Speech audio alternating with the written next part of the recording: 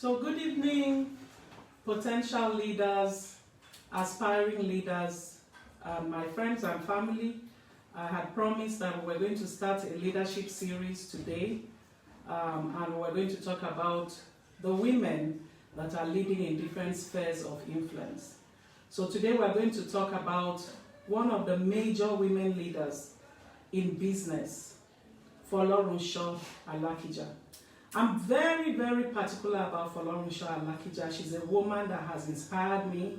She's a role model. She's a woman that is a 360 woman that has created a lot of impact, not only in the business field, but also in family, in religion.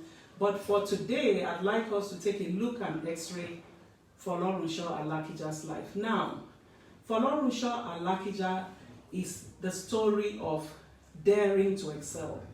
When we talk about daring to excel, she was a confidential secretary at some point. You can imagine that today she's a business magnate.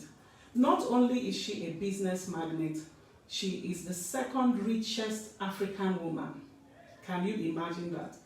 And she is the third richest woman in the world of African descent.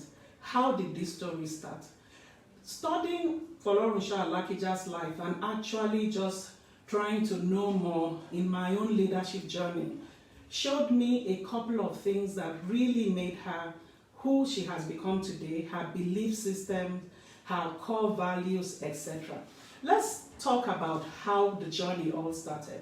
So she was a confidential secretary, she was working, and someone approached her to talk to some people about oil. And so basically she was supposed to be like, like someone that facilitates business. Well, through that period, she couldn't get anyone that could be a technical person to prospect in the oil and gas industry. And so she decided that she would try and see how she could actually help herself by networking within that industry. So what's the first step? Dare to take a risk. So because she had reached out to a lot of people, had networked, had met up with a lot of people, she had gained some knowledge of what the oil and gas industry was about, and she thought to herself, maybe I should do something within this industry. And she went in there. But she did not go for oil exploration and production. She went in to see if she could have some business and work within it and see how she could make some returns. Now, when she got in there, she now decided, why don't I see if I could be given an opportunity to be part of those that have oil blocks in this country. So what does that tell us? She began to think, she began to walk out of her comfort zone and decided to take a greater risk by putting in for an oil license. 3 years down the road, she had learned more about the industry, she had gotten technical partners. It took another 3 years for her to be allocated an oil block. That is just the beginning of the story. What do we see in Folorunsho Alakija? We see a woman that stepped out of where her qualifications had put her in and decided that she could make a mark in another sector. Vision. She decided that she would be there and she would make it there and she would get the required skills that she did not have. Technical partner. So when you see an opportunity in a field that you know nothing about, then get people that have the required skills and competencies to bridge the gap that you have as an individual. Now, the things and factors that have helped Folorunsho Alakija succeed have basically been, in her own words, she has a circled family. What is a circled family? A circled family is peace with your husband, for those of us that are married, peace with your children, having a strong support system that enables you to fly. As far as she's concerned, she said, when you have these kinds of foundation, then you dare.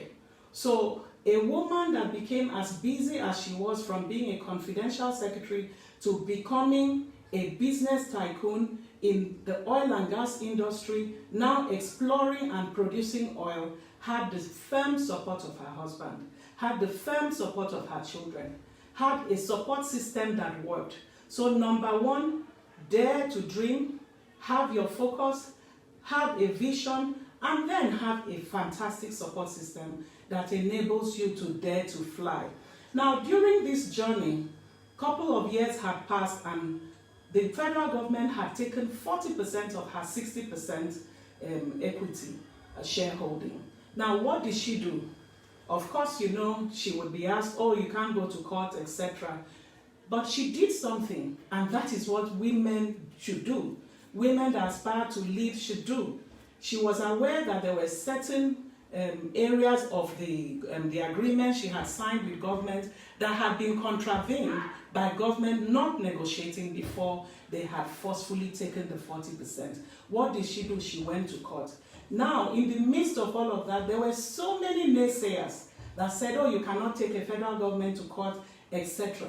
Now, what's the next thing that a woman leader must know? Stay away from naysayers.